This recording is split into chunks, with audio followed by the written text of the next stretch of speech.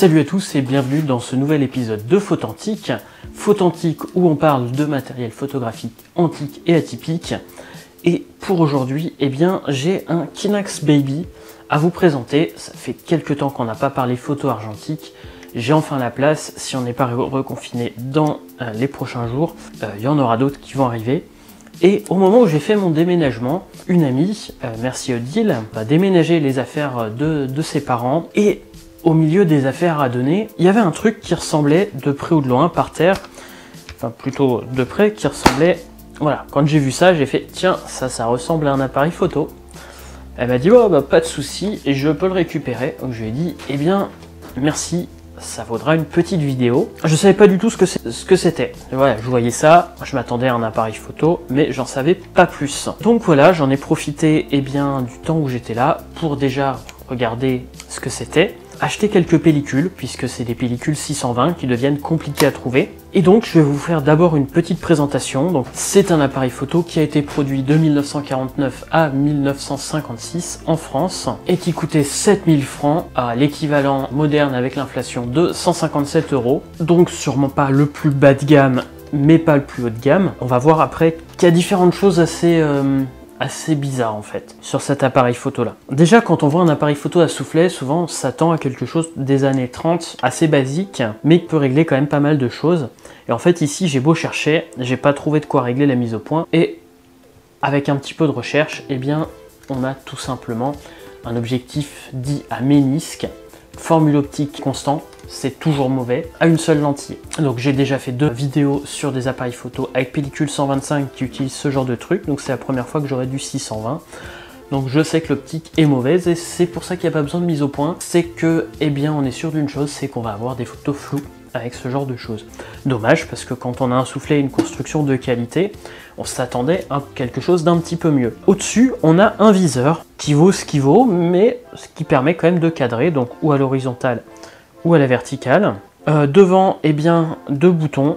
Là, on a un bouton 1 et B. Sauf que je me suis rendu compte, une fois que j'avais fait la pellicule, qu'en fait, qui marchait à l'envers, que la pose B, ça permet de faire une pose à un 25e de seconde, et 1, ça permet de faire une pose B, c'est-à-dire que dès qu'on reste appuyé, eh bien, l'obturateur reste ouvert, et dès qu'on lâche, eh bien, ça se ferme. Pourquoi ce fonctionnement-là, je sais pas, c'est pas très logique, mais c'est comme ça. Donc l'obturateur est ici, on a possibilité de brancher un déclencheur souple sur ce bouton-là. Et ici, on a 3 positions pour le diaphragme.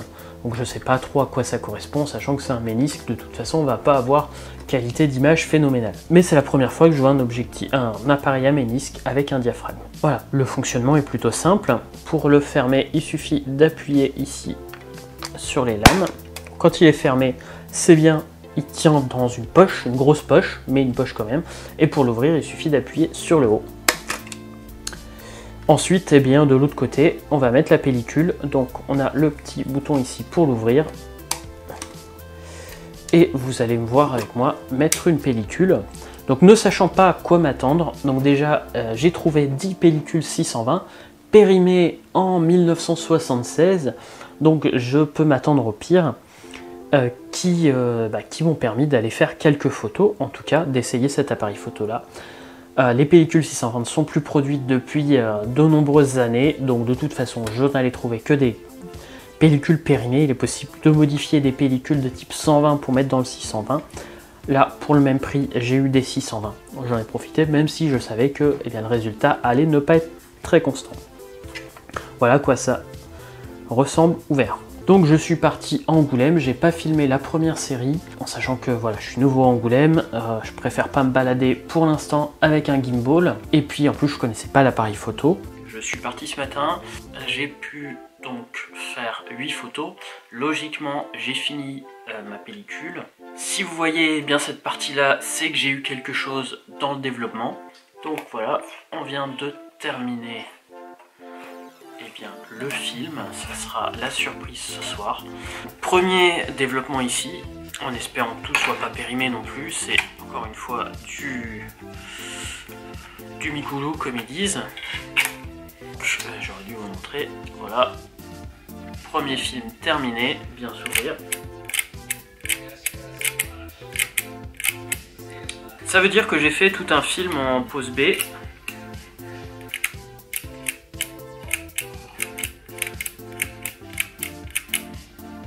Donc tout risque d'être flou, tout simplement parce que j'ai l'impression que c'est inversé. Je sais pas si ça se voit, on va le mettre de l'autre côté.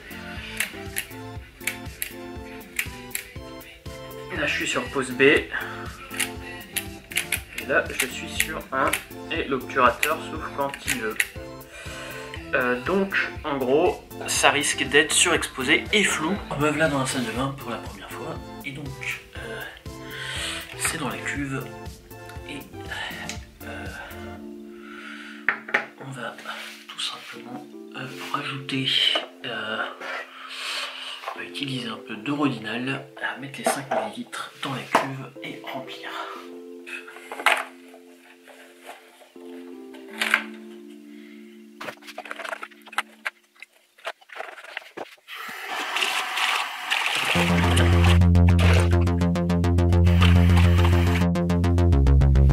Ça y est, c'est fixé. Le fixateur est retourné dans sa bouteille. Maintenant, dernier rinçage et puis un peu de voir si j'ai quelque chose, si j'ai du flou ou du rien.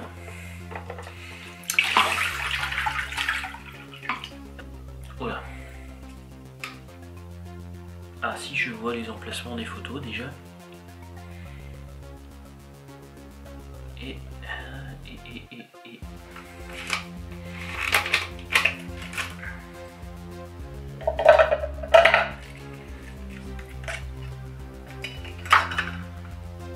je crois qu'on a en effet... Ah si, on a quelque chose, c'est complètement flou, mais on a quelque chose. Donc me voilà de retour après avoir scanné la pellicule avec mon bon vieux scanner Epson 4870. Pour cette première série, on va arrêter là. J'en ferai sûrement une suite, puisque il me reste une pellicule ici. Et puis, comme je vous ai dit, ça fait partie d'un lot de 10.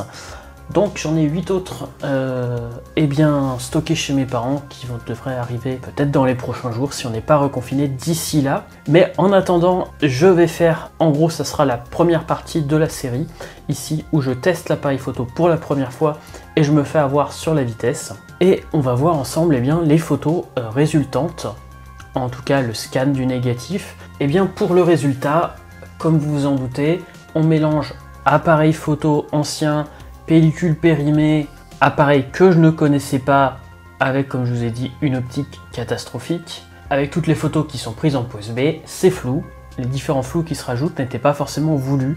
Je m'attendais à un flou du fait de l'optique, et je m'attendais pas à un flou de bouger, parce que je pensais que j'étais à un 25e de seconde ou un 50e de seconde, et non pas en pose B. Mais j'ai quand même quelque chose qui ressemble à un flou où on peut avoir des choses suggérées, donc je pense que c'est vraiment quelque chose à travailler. Le souci là de la série, c'est que tout n'était pas voulu de cette façon-là. On nous dit souvent à l'école, dans les cours de photo, toujours faire quelques pellicules d'entraînement avec un nouvel appareil photo avant de faire une série. Ici, on va dire que c'est ma pellicule d'entraînement.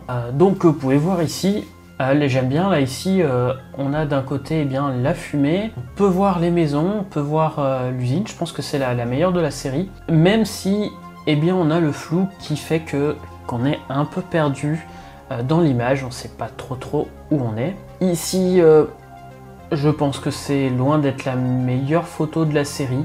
Ça me parle pas énormément, là non plus, j'avais quelque chose à montrer sur le coup. Ici, je dirais que là, ça correspondrait un peu plus à quelque chose que je voudrais montrer. Peut-être notamment l'autisme quand on est en état de panique au milieu de la grande ville, avec du monde, avec des voitures partout. Là en plus avec le masque qui fait que je n'y vois rien, ça rajoute du stress en plus. Et je dirais que cette photo montre bien ça. Ici, une autre photo de la ville, pareil, qui peut montrer un peu de stress, un peu de choses. Et puis là, on a en plus un contraste plutôt intéressant. Alors, bien sûr, je vous ai dit, rien n'est net, mais je trouve cette image intéressante.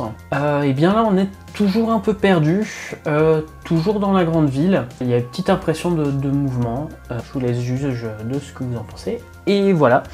c'est terminé, c'était une petite série, 8 photos, 7 utilisables, 7 que vous avez pu voir en même temps que moi. Ce sont, comme je vous ai dit, la somme de nombreux accidents, entre guillemets. Accidents qui étaient eh bien, prévisibles quand on sait, eh bien, appareil photo complètement ancien que je connaissais pas, pellicule périmée, méthode de développement qui n'est peut-être pas la meilleure, qui est la meilleure en fait quand on ne connaît pas la pellicule, mais le fait de faire, donc elle est faite au développement dit lent, c'est-à-dire je l'ai passé 1 heure eh bien, dans le Rodinal, et cette technique de développement eh bien, va faire ce genre de photo assez peu contrastée au final, et surtout avec un voile sur la pellicule, donc là que j'ai retiré sous Lightroom, mais au moins ça fait quelque chose d'utilisable.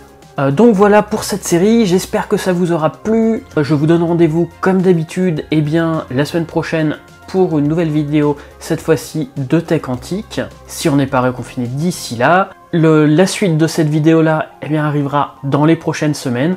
Pareil, vu la situation sanitaire et tout ça, eh bien je fais un peu au jour le jour pour les prochaines vidéos.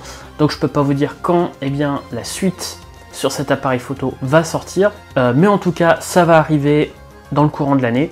Et donc je vous dis, eh bien soyez authentiques et atypiques si vous le voulez, et à très bientôt.